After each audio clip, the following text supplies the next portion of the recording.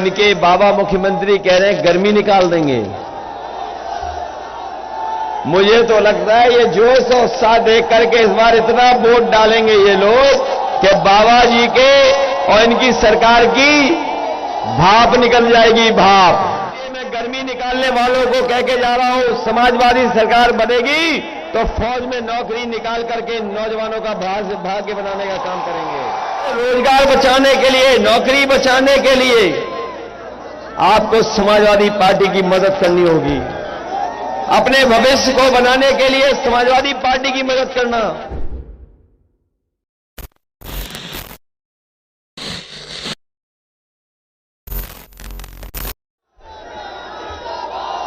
ये बाबा जी की सरकार तो आपने देख ली। आपने बाबा जी की सरकार देख ली कि नहीं देख ली?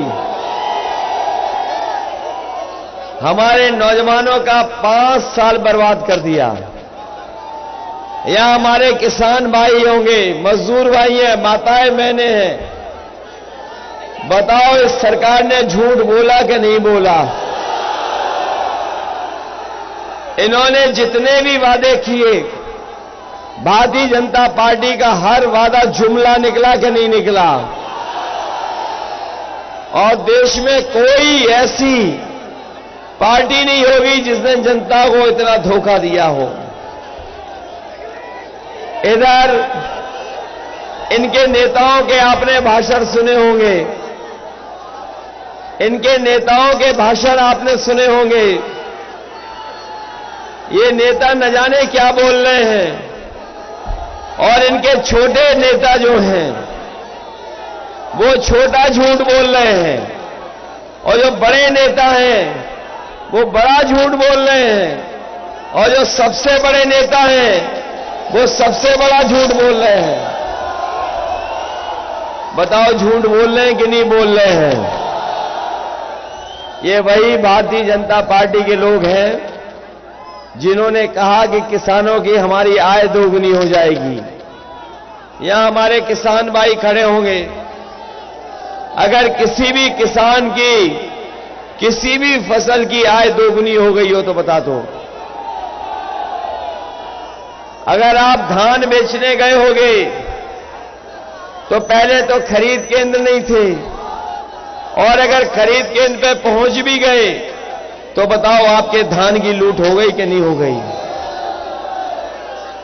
और जब आप खाद लेने पहुंचे होगे तो बताओ खाद मिल गई कि नहीं मिल गई? ये सरकार डीएपी नहीं दे पाई, और जब बोरी नापी होगी तो 5 किलो की चोरी हो गई कि नहीं हो गई? और अब इनके बाबा मुख्यमंत्री कह रहे हैं गर्मी निकाल देंगे। मुझे तो लगता है ये जोश और उत्साह देख करके इस बार इतना वोट डालेंगे ये लोग कि बाबा जी के और इनकी सरकार की भाप निकल जाएगी, भाप। बताओ भाप निकाल दोगे कि नहीं निकाल दोगे? ये जो गर्मी निकालने की बात कह रहे हैं उनकी भाप निकालोगे कि नहीं निकालोगे? हमारे किसानों को बताओ अपने खेत बचाने के लिए तार लगाने पड़ रहे हैं। गौशाला में भूखी गाय मर रही हैं, और बताओ खेत हमारे चौपट हो रहे हैं सांडों से कि नहीं हो रहे? ये बजट का पैसा लूट लिए, पूरा बजट का पैसा लूट लिए। बताओ गाय मां भूखी है कि नहीं है? और इनकी सरकार में जिस तरीके से महंगाई बढ़ी है, महंगाई लगातार बढ़ती चली जा रही है। और वो समय याद कीजिए जिस समय इन्होंने कहा था कि गरीब जो चप्पल पहनने वाला है वो हवाई जहाज में चलेगा। और जब से इनकी सरकार आई है डीजल और पेट्रोल महंगा हो गया कि नहीं हो गया? पेट्रोल 100 से पार हो गया कि नहीं हो गया? इनकी सरकार अगर आ गई तो हो सकता है पेट्रोल 200 रुपए बिक जाए। और जब बिजली का बिल आता होगा तो बताओ बिजली के बिल से करंट लगता है कि नहीं लगता है? बिजली महंगी हो गई कि नहीं हो गई? और इनकी सरकार आपने बहुत देखी होगी, इनकी सरकार में ऐसे काले कानून आए जो किसानों की जमीन छीनना चाहते थे। अगर वो कानून लागू हो जाते तो हमारा मेहनत करने वाला किसान अपने खेत में ही मजदूर बन जाता, और काले कानून लागू हो गए होते तो न केवल किसान मजदूर बन जाता बल्कि अपने आने वाली पीढ़ी और बच्चों को भी खेत नहीं दे पाता अपने। ये काले कानून लेकर के आए और उन कानूनों के खिलाफ पूरे देश के किसान एक हो गए। उन किसानों ने आंदोलन छेड़ा, उन्हें चाहे सर्दी में बैठना पड़ा हो, गर्मी में बैठना पड़ रहा हो, वो आंदोलन से नहीं हटे। सरकार ने उनके आंदोलन को खत्म करने के लिए कीलें लगाई, बोर्ड लगाए और परेशान किया, मुकदमे धाराएं लगाई, लेकिन हमारा किसान झुका नहीं। और अंतोगत्वा आपने देखा होगा किसानों का संघर्ष इतना मजबूत था कि वो बीमारी में भी नहीं हटे और अंतोगत्वा सरकार को काले कानून वापस लेने पड़ गए। बताओ काले कानून वापस सरकार ने लिए कि नहीं लिए? और याद रखना, ये काले कानून इसीलिए वापस लिए हैं क्योंकि इनके लोग जानते थे कि पंजाब और उत्तर प्रदेश में अगर चुनाव होगा तो किसान इनको माफ नहीं करेगा, किसान इनके पक्ष में नहीं खड़ा होगा। ये काले कानून वापस ले लें।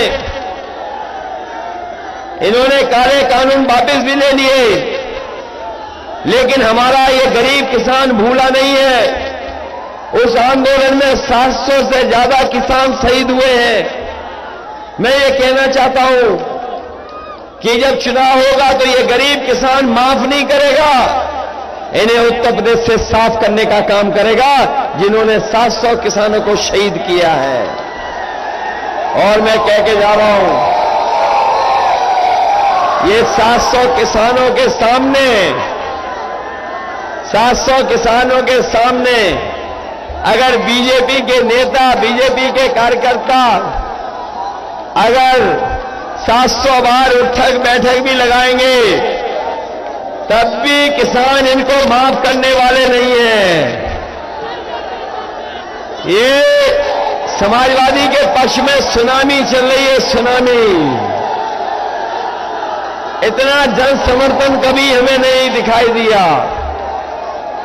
ये उत्साह जोश बता रहा है कि इस बार पूजा पाल यहां से जीत करके जा रही है। बताओ जिताओगे कि नहीं जिताओगे?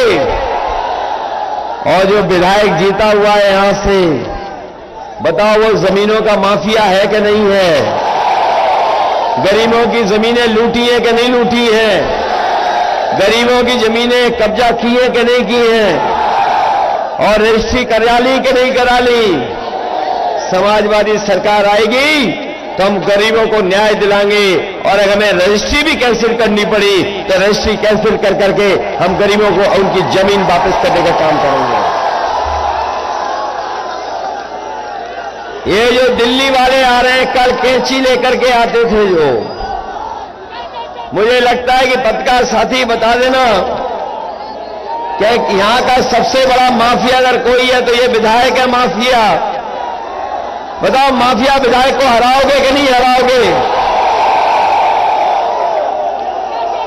और आज तो माफिया विधायक को पता लग गया होगा कि पूरे की पूरी जनता यहां मैदान में दिखाई दे रही है।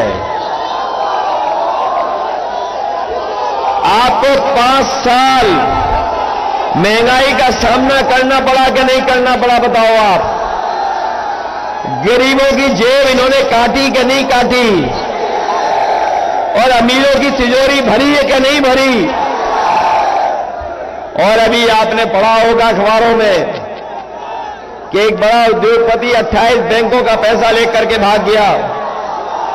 बताओ 28 बैंकों का 23,000 करोड़ रुपया लेकर के भाग गया कि नहीं भाग गया?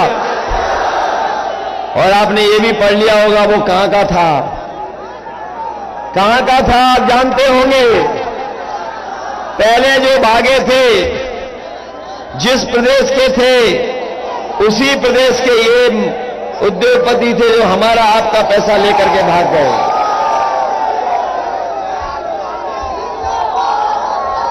हम अपने नौजवानों को कहना चाहते हैं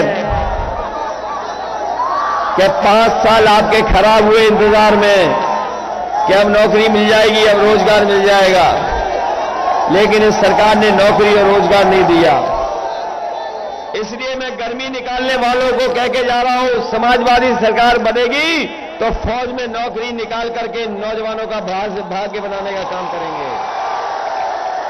हमें फौज में नौकरी निकालना पड़े, पुलिस में नौकरी निकालना पड़े, और चाहे 11 लाख जो उत्तर प्रदेश के सरकार के पद खाली हैं, चाहे उन पदों को भरना पड़े, हम अपने नौजवानों को नौकरी रोजगार देने का काम करेंगे। अपने नौजवानों ने पढ़ लिया होगा कि हमने अपने घोषणा पत्र में लिख दिया है, जहां ये बीएड टेट वाले लोग हैं, हमें जगह जगह आभार प्रकट कर रहे हैं, उन्हें हम भरोसा दिला के जा रहे हैं कि बीएड टेट वालों को जो 2011 के हैं, उनको समायोजित कर करके उन्हें नौकरी देने का काम होगा। शिक्षा मित्रों को नौकरी देंगे। ये जो आउटसोर्स कर करके हमारे बाबा साहब भीमराव अम्बेडकर जी ने जो संविधान में हमें अधिकार दिया, आरक्षण दिया, उसके साथ खिलवाड़ कर रहे हैं। आने वाले समय में आउटसोर्स की व्यवस्था खत्म कर करके अपने नौजवानों को परमानेंट नौकरी देने का काम करेंगे। ये लोग जो हवाई जहाज में हवाई चप्पल वालों को बैठाना चाहते थे, सरकार में आए तो इन्होंने सब हवाई जहाज बेच दिए, हवाई अड्डे बेच दिए, पानी का जहाज बेच दिया, बंदरगाह बेच दिए, रेलगाड़ी बेच दी, रेलगाड़ी जहां खड़ी होती है रेलवे स्टेशन बेच दिए। ये सब बिक रहा है।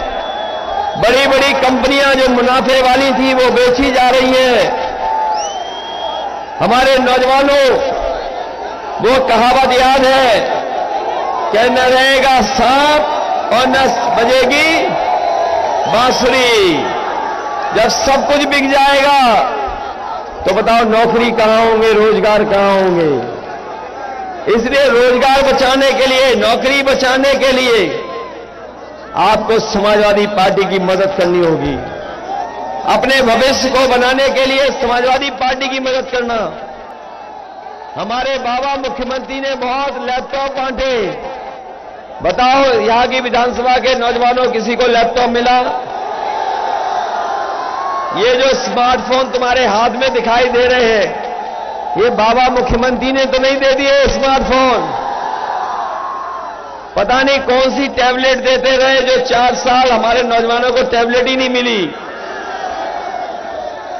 और वो भी सुन लिया होगा आपने, एक बीजेपी के बड़े नेता आए थे, वो कह रहे थे कि 12वां पास करने के बाद जो इंटर पास करेंगे उन्हें हम लैपटॉप देंगे।